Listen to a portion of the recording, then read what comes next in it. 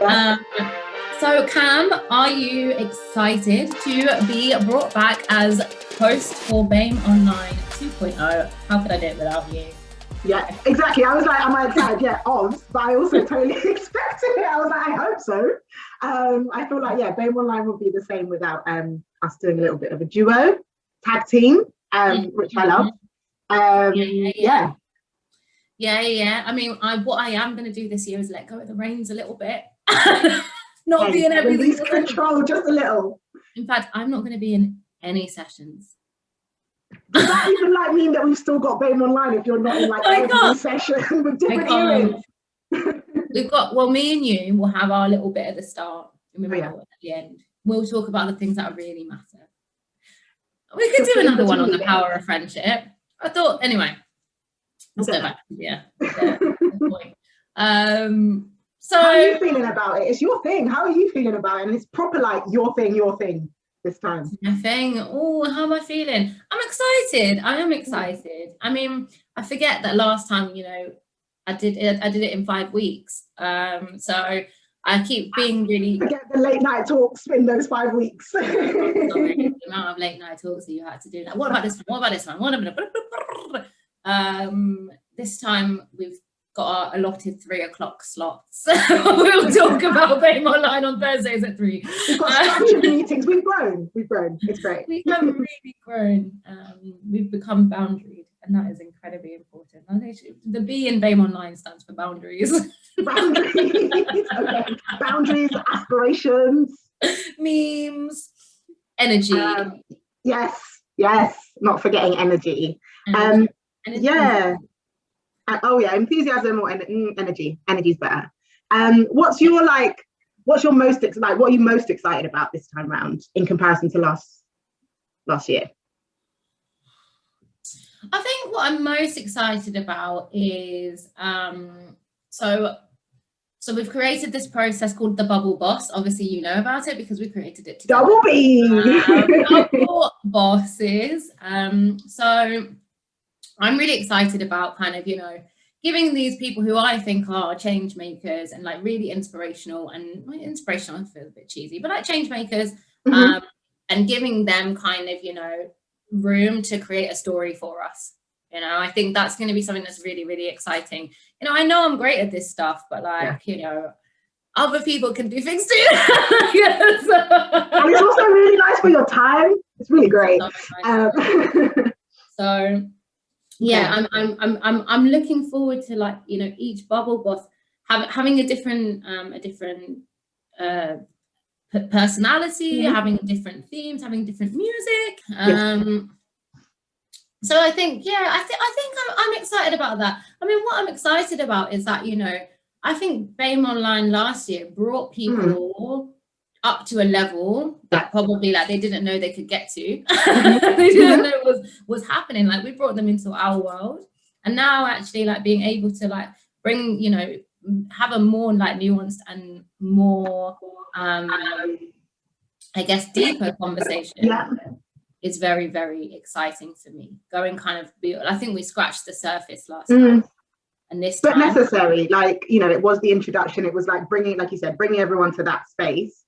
And this time it's like going an extra level where you're like, I'm being my authentic self, and we're going to bring that authenticity, but we're also going to bring that nuance, which I think is important, taking it up a notch. It would be so nice not having to explain racism and explain institutional racism, because we were at that point of like explaining racism like last year. And now I'm like, oh my God, we don't even have to like be like, BAME sucks. And that's like all like clarified. Yeah, people have got that. Clarified. It's like, okay, like, now the real conversation can happen. That's what it feels like. I'm really excited to see kind of where the Bubble Bosses take it as well. Similar to you, like that kind of controlling, like, this is your baby. Well, it was like partly my baby with your baby. I was like, and like being able to like let go and have other people do it, like you said, it's going to be really exciting, I think, and just see where they take it. So, what was your favorite part of BAME Online last year? There's so many good parts, and I feel like this is like really cheesy, like to say that it was this, but I think for me it was the last part. It was the bit where we got to kind of like breathe out and exhale and like see all of the all of the hard work, especially that you put in, like see it all come to fruition and see so many people want to be engaged in it, and all of like the chats that were going on and like all of that. And it all just for me came to like a really big head at the end. And I know it was full of tears and us kind of sharing our admiration for each other. But I think that kind of told a bigger story to so many people about just how much this meant to us and others like us in the sector. But yeah, I think that was like my favorite part, being able to kind of come together at the end and have me and you do a bit of a speech, but also for us to kind of see it all happen, actually have it happen. What about you? What was your favorite part? Oh my gosh, there's so much. I don't know, like the part where we entered onto the stage was one of the most exciting moments of my life. It was so weird, like experiencing it from my sofa, you know, and obviously I've had an upgrade, as you can see. Is it an upgrade? Is it a downgrade? Because it's an iconic sofa, and actually, I mean, I'll have to ask the earrings were more iconic though. Earrings are more iconic. These ones? All of the earrings that you had in BAME Online last year, because you changed them like every little clip. I did. I might do it again. Cam bought me these earrings. I was just so waiting. I was like feeding you so you could get to that point. Cam's my friend. She's pretty awesome. She's friend. No, honestly, what was your favorite part? I feel like I've given like a bad answer because I just made it about us, but I did enjoy that part. I'm sorry, like my favorite part is always the bit that includes me and you. No, I loved it when we came on stage, like, and I just remember like struggling to remember to say the sponsors' names because I was so excited. Like I was just screaming. And it was just like that anticipation of like, you know, here's this thing that like the whole of the, you know, Black and minoritized sector was crying out for, and it was us two that delivered it. That's what I thought was wild. I was like, oh, we're doing the thing that we desperately need someone to do. Like we're doing it. Yeah, that's just cool. do it. That's cool.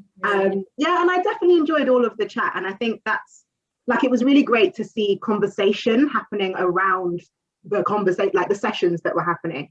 Because sometimes I feel like people go to sessions and can be a bit, because it's all online, it's all virtual, can sometimes be a bit silent actually, or not engage necessarily in the topic, but people were so engaged and had further questions. And I think even being able to pick up on some of those things and think about how we bring that into this year, this year, will be really interesting. And some new faces, I guess, like new voices, new faces that we didn't hear or see from last year. Gosh, there's so so much new stuff that's happened in the last year, you know. It's been a hell of a year. Really, and so much progress in some ways and so little progress in others. I'm sure we'll explore that. No, for sure. I'm really excited. Like I definitely want to like keep that theme of you know, I feel like often we can get too bogged down in the racism and like, you know, funders don't fund this, we're the blah, blah, blah, blah, blah. And like, while that is very true, like we've been discussing that all year. So what do we do joy, next? Man, bring some joy. Yeah, like what do we do next? How do we become entrepreneurs? How do we like use, you know, all of the skills that we have, all of our incredible creativity that always comes about because of oppression? Like how do we use that to create a different future for our organizations, one that doesn't rely so much on, you know, restricted funding. About our trauma. No, I feel you. And I think that was another great thing about BAME Online last year is that, obviously it's a fundraising conference in a way, I guess, or there's like, we're fundraisers, our experiences in fundraising and a lot of the people and connections we have, but actually we spoke about so much more. You know, we spoke about organizing, we spoke about, gosh, now my brain won't go there, but you know, we spoke about so much more. I just remember the organizing bit because obviously that was another favourite of mine. But you know, we spoke about so much else, which actually is still really relevant to, you know, the way in which we choose to raise funds and what we choose to raise funds for. So I think, like you said, it can become quite niche. And I think one of the successes of BAME Online for me is like being able to broaden it out and see kind of just all the different ways. I see that, and I think, you know, and I think that's a really important acknowledgement. I think is, you know, we have this perception of a fundraiser who's like sitting there, right, bashing out their grant applications, and it's like, you know, that's so kind of narrow, like view of what it means to generate income. And you know, I was talking today about, you know, I see fundraisers as this magnet, yeah, that like brings absolutely every single part of, you know, the charity sector together. You know, you can connect with the donors. You're talking to the service delivery people because you're designing like these packages like based on that, you know, you're speaking to marketing, you're working with campaigns, you're speaking to the entire public. You're literally saying like, this is the way that things are. This is the way that they should be. These are the structural issues that are at play here. Like, you have so much power as a fundraiser to change hearts and minds, to bring in money, to like build relationships. To make stuff happen, to change, yeah. Absolutely. You know, you love all my like cheesy lines that I come up with because you love them so much. For the record, I don't like them. Well, I'm going to bring another one, right? Like, we're the magnet that brings, like, you know, the people who want, I don't know if it's going to sound as eloquent now, that's what's going to happen because you say but anyway, I was going to say something along the lines of like, you know, the people who want to help, we connect them to the people who, or the communities or the things that therefore need that support and that help. So I think we are like those magnets in between, but also in some ways like not silent, but like invisible. It's like we're like the connecting piece, but actually we need to take that step back in some cases, not just as fundraisers, but as that organization, and make it a much better connection, I think, between the supporter and people who are being supported in some cases. Personal That's opinion. so interesting. That's such an individual giving perspective. Yeah. Oh, it's my background. It's all I know. It's all I know. It's also the same when you were talking about fundraising. I always struggle with whether or not I see, or other people, I see myself as a fundraiser, but other people see me as that because I don't do any of the direct fundraising. All of the roles I've had are much more kind of supporting fundraising teams to be better fundraisers. And lots of it, as people describe, is about like the softer stuff. And I don't have the KPIs that are like, I need to raise X amount by the end of the year. But I do have like the KPIs that are like, you know, I need to ensure that our supporters' experience, for instance, has improved. And like, that's such an important part of fundraising as much as it is raising the funds, ensuring that like the experience that our supporters have is not only great for them, but also part of the values that the organization has, and also is kind of respecting the communities that we support. So yeah, anyway, that was just my little rant about still being a fundraiser. She's like, I'm a fundraiser, okay, basically. But you know, none of that's going to be relevant for the kinds of organizations that are coming to this conference. They're so small. No, but that's not true, actually. Like, bigger ones are coming. That's true. And also, like with some of the smaller ones, like, you know, they're some of the time, well, a lot of, in my experience, a lot of the examples that I've had of like really good and excellent supporter experience have actually come from some smaller organizations who are able to do so many more like personalized things and so much more like unique and inspirational things, and actually connect people much closer to the communities that they're supporting than larger charities can. So interesting. I think it's so I am guilty of it myself. That actually, like, the thing that's missing is the care of supporters. But generally, because I'm a good relationship builder, I can get away with not saying thank you. Because it's expected. Yeah, just because I've spoken to you. Like, you should be thanking me because I let you help my organization. So no, but I feel you. I see fundraisers as like vehicles for change, and they're underappreciated, but like massive vehicles. Like, they're literally like taking people from here to here. And it's graft, man. It's like proper grafting. It's not easy. Like, it doesn't just fall on your lap all the time, especially like you said, if you're a smaller organization, it doesn't always just fall on your lap. So I think no, it doesn't. And I think it is hard. And I think, you know, it's hard, but I think there's so like there is so much that you have to learn in order to be okay with failing as well. Like, to understand that like failure is like it's 95% of fundraising. Guaranteed. That's why you celebrate the wins. Yeah, and they say that in, like, you know, my first couple of days in face-to-face fundraising, like literally 18 years old, fresh out of school, they were like, the more no's you get, the closer you're getting to a yes. And that just stuck with me, because it was like, okay, cool, no, on to the next one. It's taking me closer to that yes. And it's really hard to have that mentality and stay strong while you're also fighting institutional racism, and you're also fighting, you know, kind of organizational like bullying, discrimination, harassment within your organization, plus from the kind of funding world. Like, there is something about this conference like being like facilitating friendships, cheesy as they go. No, definitely. I think so. I think so. I would love to know like who became mates after that conference, who was chatting in the chat and I was like, oh, this person's really cool, like went to go find them on LinkedIn. And that's another thing I think, especially is I sometimes find as well as a person of color, like, you know, just being or feeling isolated, especially if you're in an organization, like a smaller organization, you're the only fundraiser potentially, and you're maybe the only person of color, like on your, I was gonna say on your floor, we're not on floors anymore, but like, you know, within your team, like it can feel really isolating. And I think, again, that's another benefit of something like BAME Online. You're like, oh, like there are other, I don't know, Black Trust and Foundation fundraisers. Like there are, like we do exist. And actually it's a really great platform, not only to see that being showcased, but actually to start having those conversations with other people as well, which I think is great. And networking. We need those networks, man. They're important. We do need those networks. I mean, networking is, I wonder, like, you know, sometimes I think about, you know, the power of words and stuff, and the fact that, like, you know, white people network, people of color build community. It's the same thing. That sounded like one of my cheesy lines, by the way, Martha. I loved it. I loved it. It's the same, isn't it? Like it's the same. And you know, sometimes we say things like, oh, people of color don't network, they don't do this. And I don't think that's true, you know. I think that we do network, but we network in kind of like isolation, I guess, in silos. And because there's no like public place where it's like, okay, here are all the people. Like if you went to like, you know, a different fundraising conference, you know, all of these like white speakers, they're known because their names are out there all the time. Like, you know, it's kind of expected.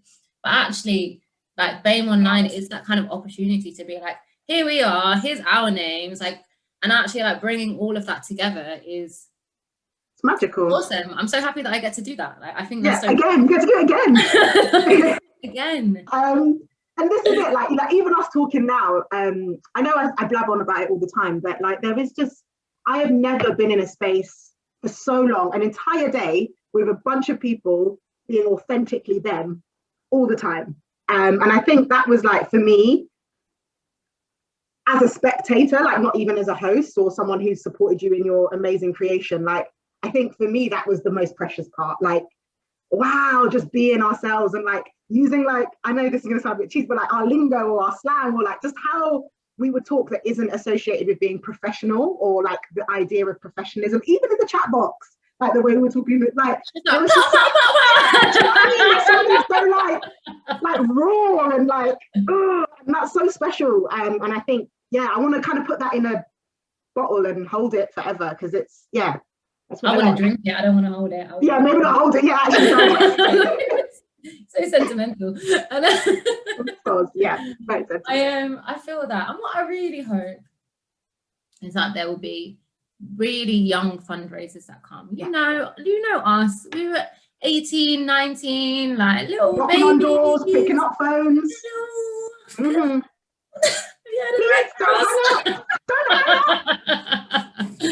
You know, and I mean, fine, like the face-to-face and, you know, that all of that two-step and stuff is so different to like working in these head offices. But I think, you know, just being able to see, and I even saw, you know, like some of the younger people who were speaking, who was like, I didn't know that there were like people out here who were actually good as well. Like, do you know what I mean? Like that was really something. And I think, you know, I hate to be that person who's like, oh, you know, it's nice to be like kind of the role model that you would have wanted to see. But like, I would have been gassed if I saw someone like cool people like us two, like hosting this conference, talking about something that people think is boring. Like people think fundraising is so boring and weird. And like, you know, that is the coolest thing in the world. You can make money happen from nothing. Yeah, literally saving and changing lives because of the work that you put in. I think that's amazing. I love it. You probably have got a whole new setup, you know, actually, compared to BAME Online. Both of us are in different spaces, to be fair.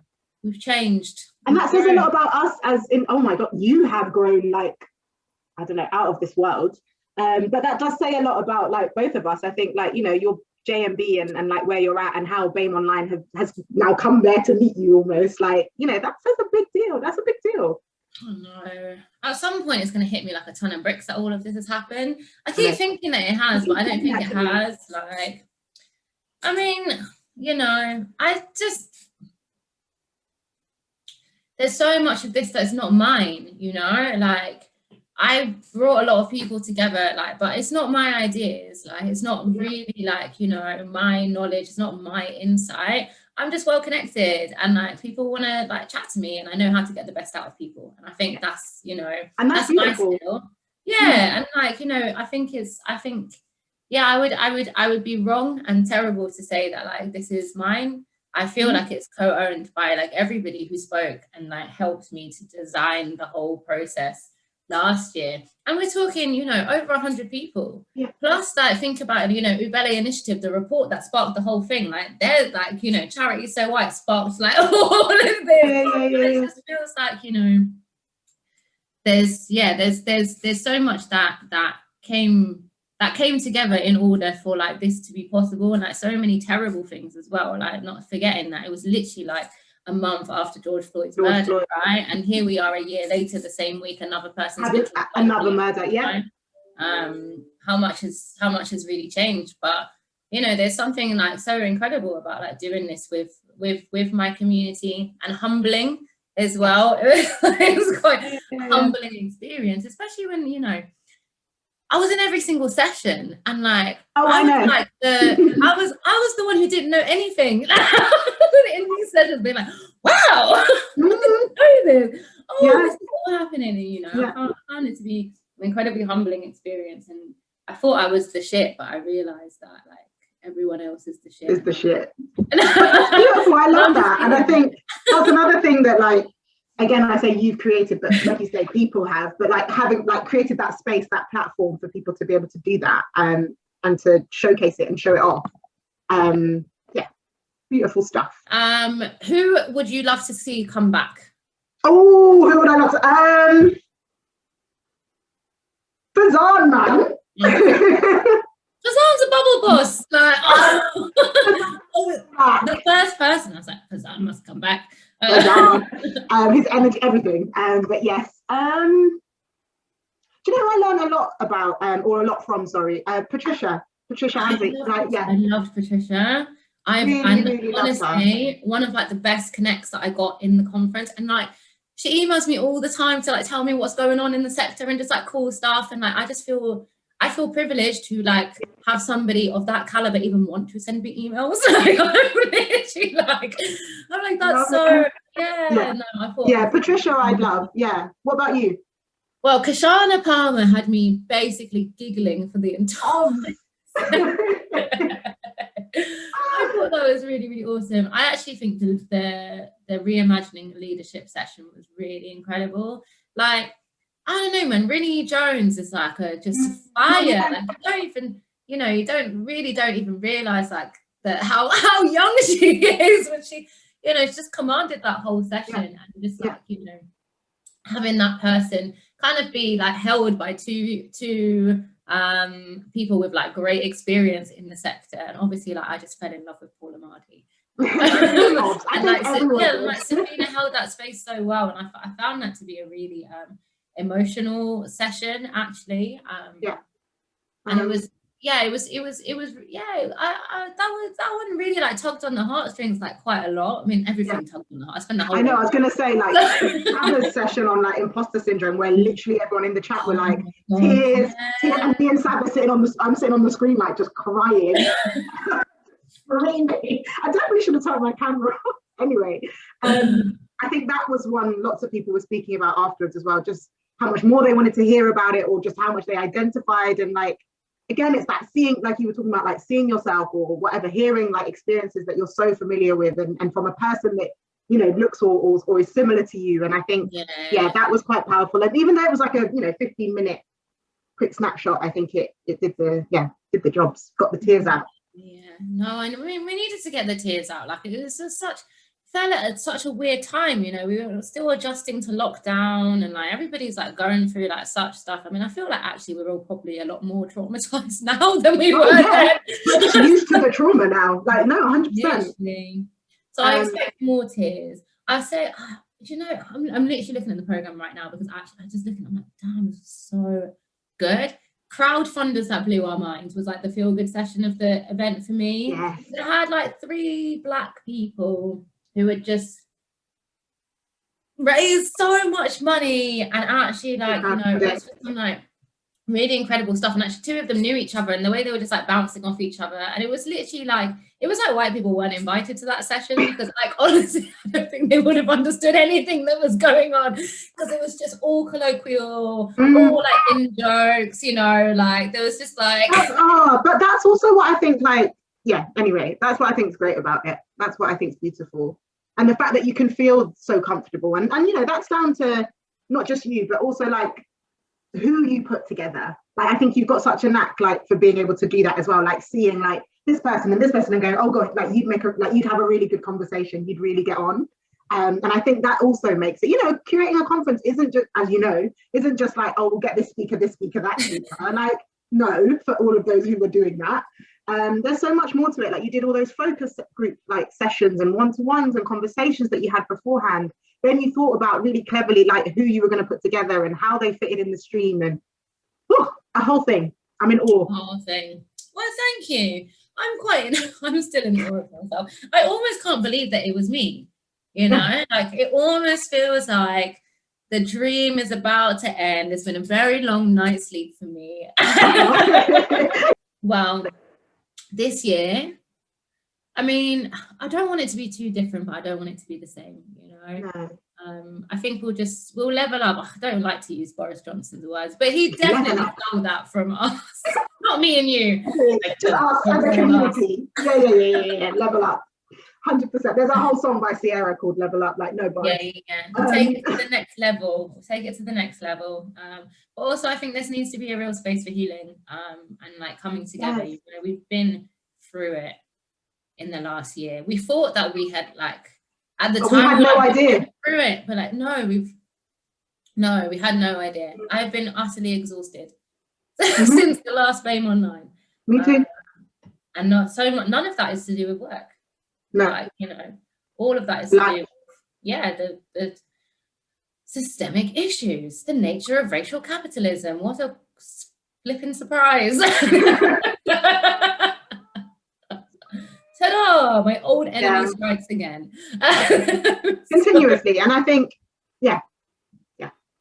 You can say, what do you think? No, I was just gonna say, and I think like there needs to be some like acknowledgement about that, like even in this one, I think that like where it was, well, how I felt anyway, like so excited that we were gonna like end racism. I don't know how I imagined that we were going to do that, just like, you know, a group of whatever, like just even in the sector, that it was just going to be done by the end of like, I don't know, BAME Online and what. By 6:30 p.m. Yeah, do you know what I mean? Done. I think some recognition about that. I don't know if anyone else felt the same, but like some recognition that actually, no, it was just beginning, like in some ways, although totally appreciate the work that had come beforehand.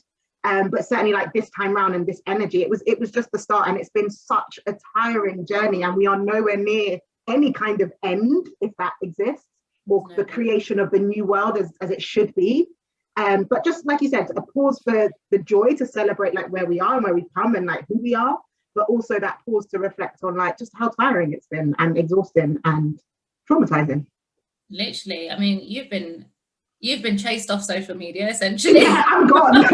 Ain't nobody's catching me on Twitter no more. I'm gone. And it's heavy. It's overwhelming and it's heavy. And I could, like you say, I can just about take in my day job, let alone much else at the minute. So yeah. Imagine lots of people feeling the same. But also like a time to get back together and have a party, man. BAME Online. Tam is joining me, yes, again, for BAME Online 2.0, the fundraising conference returns. Bigger, badder, and better. Big, bad BAME. Yes. Big, bad, bubble, boss. BAME Online, bazinga. Bad gal bang. Bad gal bang. If you don't know, Cam and I have a running joke about Bad Gal Bang, which is the name of an eyeliner. but also just our duo. And we are the bad girls who bang. Anyway, BAME Online is coming back. Be there. To your screens, to your laptop on the 28th of July, hosted by myself and my best friend Camille. And yeah, come. Obviously, come, because it's going to be bigger, badder, and BAMEier. Oh, I agree.